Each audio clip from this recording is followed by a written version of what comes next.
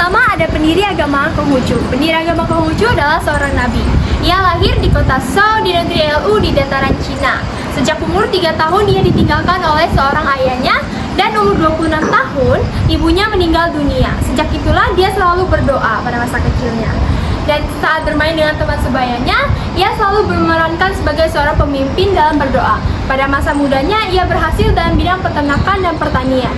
Dan yang terakhir, dia juga berhasil menciptakan kehidupan manusianya yang adil dan makmur.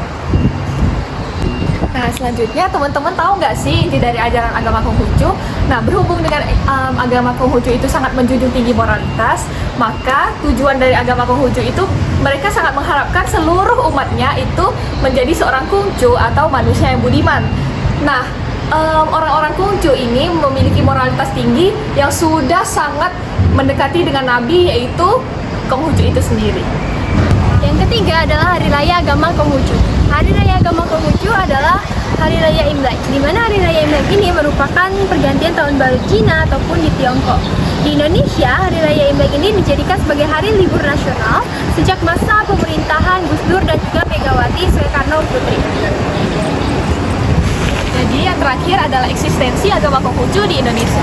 Pada mulanya, yaitu pada masa pemerintahan Soekarno, agama Konghucu ini sudah diresmikan sebagai salah satu dari 6 agama yang ada di Indonesia. Namun kemudian pada masa Orde Baru, tepatnya pada masa pemerintahan Soeharto, agama Konghucu ini jadi nggak resmi lagi di Indonesia. Tapi akhirnya berkat Pak Presiden Abdurrahman Wahid atau yang kita kenal sebagai Gus Dur, itu kembali meresmikan agama Konghucu sebagai agama yang resmi diakui di Indonesia. Jadi sekarang agama di Indonesia resminya ada 6, termasuk Konghucu.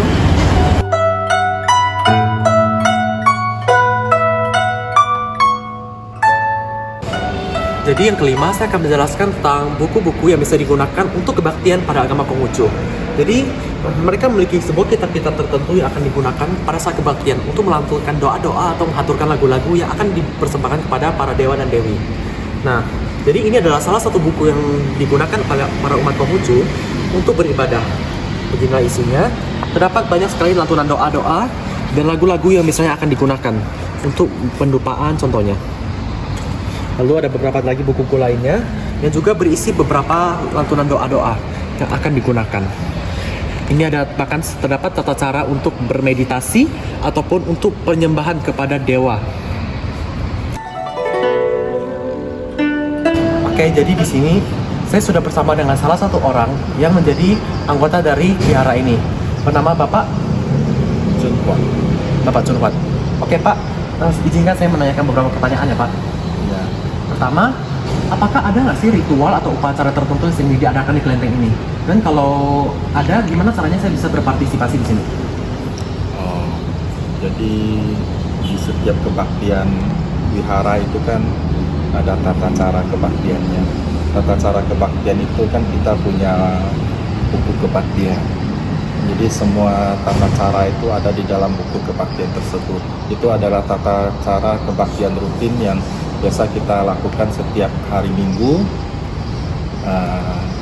tanggal 1 dan tanggal 15 penanggalan lunar. Dan selain daripada itu, wihara juga kadang ada melakukan kegiatan upacara untuk pemberkahan, upacara untuk penyeberangan. Jadi upacara pemberkahan itu kan ditujukan untuk orang yang hidup ya, supaya mereka itu bisa meningkatkan berkah. Dan upacara pemberkahan penyeberangan itu untuk orang-orang yang meninggal. Kita doakan semoga mereka itu bisa dilahirkan di alam yang berbahagia. Nah, kalau untuk upacara tersebut biasa 1 tahun itu kita lakukan bisa 3-4 kali.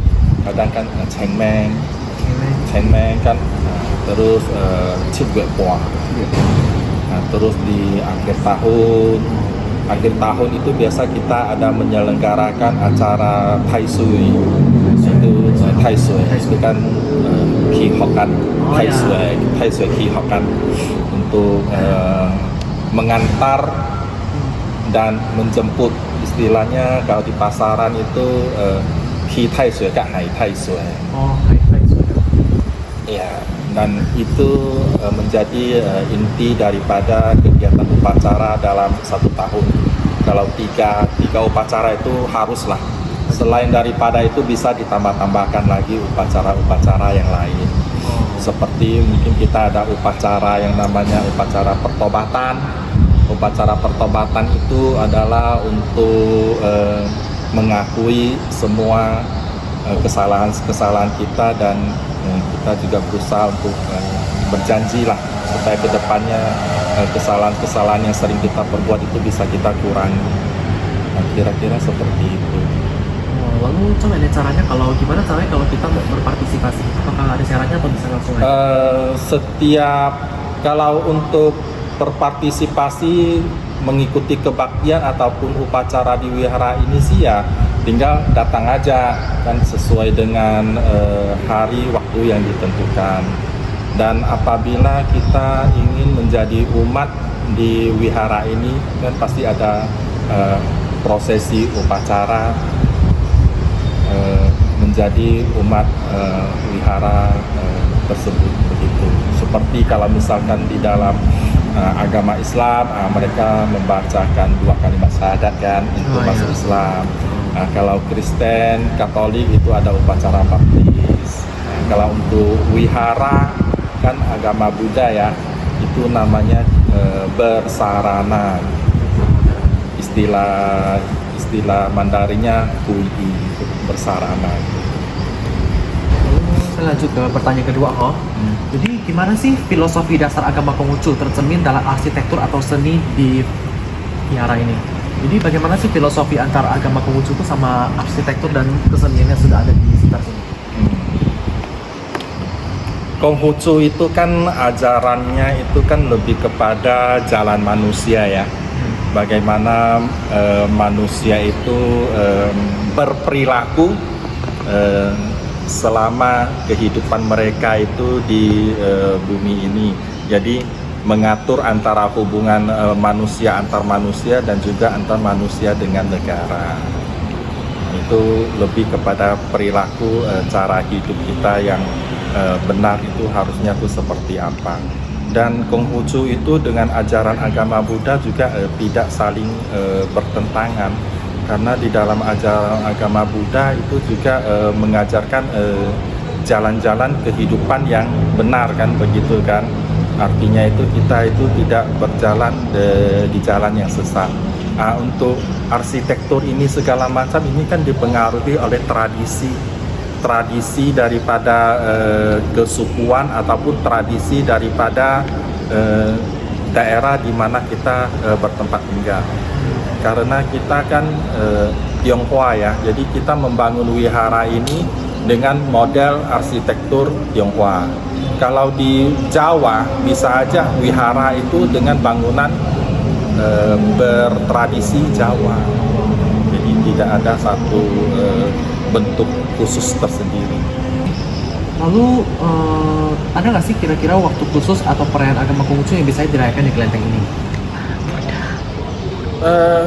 Kalau untuk Konghucu itu kan setiap tahunnya itu biasanya dirayakan adalah hari raya ulang tahunnya Konghucu.